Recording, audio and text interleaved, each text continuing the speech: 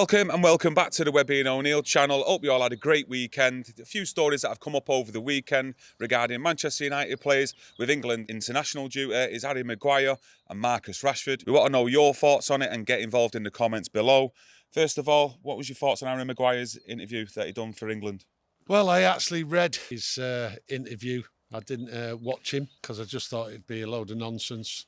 And I'm not saying it was nonsense. He's defending himself.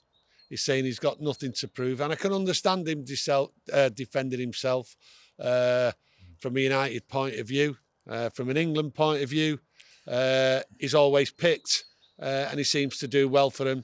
That's fine. But he has to defend himself. That's what he seems to be doing. And he's always under pressure when it comes to Manchester United. He's got nothing to prove. Well, from a Manchester United point of view, he's got a lot to prove. First of all, he's got to get a start in place, and he don't get that for a start. I didn't know what to take of it. I didn't know whether to, back him as your club captain, with the positivity of that he has nothing to prove. But, I'm sure a lot of, top world-class players will tell you they have to prove something every single day in training to be at the best and be at the top and deserve a starting place. And like you've just said there, he's not getting a starting place at Manchester United. So for me, it was a bit baffling. Should someone be telling Harry Maguire not to be doing any more interviews? Should they be taking the microphone away from him? I'm just a bit confused with it all. Harry Maguire is a captain and he wants to be seen to be leading by example when it comes to interviews and everything. Yeah. And like I said, he's defending himself in a way. But the thing is, he can't defend himself because the stats tell you he hasn't got a starting place regular. He doesn't score the goals. He's not a leader on the pitch at Manchester United. He believes his influence is still there. And you said, every day in training, you have to prove yourself, right, to get that starting place. He's the captain. Well, to me, he's only captain by name, and he doesn't prove himself on the pitch. 8 or 9 games, he quotes, is the last 8 or 9 games. He's unbeaten since, I think it was September against Real Sociedad when he played. Well, to be honest with you, Harry, you're not really in the running for a regular team place. The 8 or 9 games, I've not looked at them, but I can guarantee... They're not against top opposition sides. We have played like your Barcelonas, your Arsenals and people like that. I think 1 or 2 games he would have been called in. But Harry, listen, you've got nothing to prove. Well, that's fine, Harry. You've got nothing to prove. But as a player and being paid by Manchester United, you have got a lot to prove. And that's a starting place. And you've not got it. Defend yourself, quite rightly so. But your influence is certainly not there at Manchester United. And to be honest with you, Harry Maguire in the summer will be looking. If he wants to play football and he wants to prove things to people, then he himself will move, get a transfer, and then go and prove what the top class player Southgate thinks he is for England. And that's how I see it with Harry. And in the meantime, while he's on the pitch, you support the team, you support him. But these quotes, what I've seen, just do him no justice whatsoever. It's not the first time he's actually come out with something similar to this, though, is it? He's done the same thing under Ole Gunnar Solskjaer. I think it was with Sky Sports or the United in-house media team, where he was basically saying, well, the performances mustn't be that bad because the manager keeps on picking me, who was Solskjaer at the time. So sometimes it's like he's a bit disillusional of what's actually going on out there on the pitch sometimes. Well, I always go back. I mean, if you look at the people around him, the advisors and everything, they haven't got a clue. You certainly wouldn't have been advised to go on a jolly with the rest of the family and think you can go anywhere you want in Greece. So his advisors from day one and the people around him just don't seem to get it. He doesn't seem to get what Manchester United is. And it's just a slow death as far as I'm concerned. That's what we're leading to till the end of the season, till Harry Maguire moves on and proves himself somewhere else. Yeah, some top comments there. Let us know what you think about the Harry Maguire's interview while he was on international duty of England. Obviously, there's a lot to talk about there, so let us know your opinions on it. Still staying on the England theme, Marcus Rashford, as we all know, he was pulled out of the squad Yeah. due to a toe injury. There's been a lot made about it because he's been away with his missus, having a bit of a holiday, weekend breaks. But what do you make of all that? Well, listen, with Rashford, we ourselves have quoted Rashford. We ourselves had an opinion over the last 2 years, especially on Marcus Rashford. But this is just another Manchester United player on England duty who's injured and then goes away.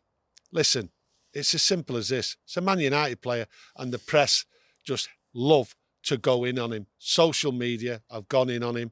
As Rashford got the acquired focus for England, let's get something straight. He was injured. It's not like the days of Alex Ferguson under Ryan Giggs, when he had Ryan Giggs there and he used to just pull him out to give him a rest and just say, oh, he's injured, and there was nothing checked. Man United medical staff and the England medical staff would have assessed Marcus Rashford's injury and deemed it that he's not fit enough to play football. That doesn't stop him travelling about. And Ten Hag would have given Marcus Rashford the permission for the 48-hour break to go where he wants, just like many players all throughout the Premier League in this international break. He has had permission to go away. It's not a problem. He's injured, and the England and Man United medical staff would have sorted it out. This is the press again going the Man United England route. The English press, based in London, have an anti-Man United bias, just like the England fans have had an anti-Man United bias for years and years and years. And Rashford, there's no better player to put in the media at the moment to try and bring him down from that height he's achieved on and off the pitch. Yeah, have you seen like a little bit of maybe a shift in mentality though from Rashford? Because we've seen it a couple of years ago, didn't we, when he had that shoulder injury? He still travelled away with England without getting the operation, and then got the operation when he come back from England duty. So, with this little injury that he's got, a toe injury, with him not joining up for England, is it something that you're actually happy that he's gone and done instead of joining up with the squad? Yeah, I am. I am happy that he's not joined up and that he has gone away, but he couldn't play football. It was obvious he couldn't play football. Yeah. Now, what they failed to see is the commitment he made to England, right, by bearing that injury and going and playing for them at the cost of his own body and at the cost of Manchester United. So what's going on? 1 minute he's an hero for England because he's fighting through the pain, and the next thing you know, he can't play and he's in America, in New York, on a 48-hour break, and he's injured. You can't win with these press when it comes to Man United in England. They forgot the times when he committed himself, when us, as Man United fans, were screaming that there's no way he should be there. He should be having an operation. But hey, it's the media for you. The media love bigging up Manchester United players as well, don't they? Putting them up onto that level Always where they're have done. constantly in the media, no matter what they do off the field. There's cameras there, always in the faces. And look at the likes of Wayne Rooney in the past, David Beckham, and it's like with Marcus Rashford, everything that he done off the field during lockdown and after that he's currently doing. They'll big him up what he's been doing, fighting Parliament, fighting the government, and then some things like this. It's like they're like taking him down a peg or two. Look, Marcus Rashford ain't a saint, okay? We criticise Marcus Rashford for certain things, and quite rightly so. That's what we do as United fans, right? But then there's times like this, what's going on, it's just part and parcel of the circus of what's out there. And we just have to put up with it. But we shouldn't accept it amongst ourselves. We should just out it when it's there and just basically say, it's the media again, jog on, and we move on. Yeah, I'm glad he pulled out as well, because we need Marcus Rashford fit, on tip-top condition going into the end of the season, don't we? Because we're going to need his goals, and they're going to be vital for the cup competitions and in the league. Well, if you listen, it's vital. The month of April, we've got 10 games, so he has to stay fit. So it's quite right that he was pulled out. Did you watch any of the England games over the weekend? Italy, Ukraine? I absolutely watched nothing. No football, no nothing. I just can't wait for Man United because I'm just so excited. I'm worried as well for the next 2 months because we've got the Newcastle game coming up, and it's vital that we come away from there undefeated, and right the way through April. I am really worried. That's why I mentioned 10 games in April. They can define our season, because I look at the last 4 games, and it's not a bad run-in, to be honest with you. But having Rashford there is so vital. Yeah. One little bit of news is Sabitzer as well. Austria have said that he's picked up an injury. I don't know how serious it is just yet, as Knee we injury. stand there on a Monday, or how long it's going to keep him out for. But yeah, coming up against Newcastle, it looks like it could be Fred and McTominay. Well, there's no other option. Fred and McTominay, Casemiro's out. That's the way it is. So Sabitzer there, we need a couple of players fighting for 1 or 2 positions, and with Sabitzer out, that's not good. He was brought in on loan to cover, and now the cover is blown. So bit of a blow that if that knee injury does flare up. So time will tell on how bad that injury is. Some positive news, though, we have seen over the last week during the international break is Christian Eriksen. Seen pictures of him where he's back on the training pitch now, doing training. I'm not too sure if he'd be ready for Newcastle, but you'd expect him to be ready, at least in the squad, in the next couple of weeks. I think we might get surprised by Eriksen. I think he might turn up for the Newcastle game. I honestly do. I think he might be thrown in, whether on the bench or the starting place. But I think his training, what he's been doing, I think he's up there. I think he might be ready. Yeah, fair play to Eriksen there, putting the graft in and getting back as early as he is doing, because we didn't think it would be till the end of April, maybe the start of May when it first happened. It's positive. That's and some positive news is what we want. Yeah, some news over the weekend as well, going away from Man United. What I wanted your thoughts on is Conte's been sacked from Tottenham. Yeah. What's your whole thoughts on that, especially like with Harry Kane, the amount of rumours and links Harry Kane's getting linked to with Manchester United? Do you expect him to leave Tottenham at the end of the season with all that disarray going on in the club? I think what you've got here with Daniel Levy sacking Antonio Conte, he's got his prized asset, which is Harry Kane. And the new manager, whoever it's going to be, will want Harry Kane.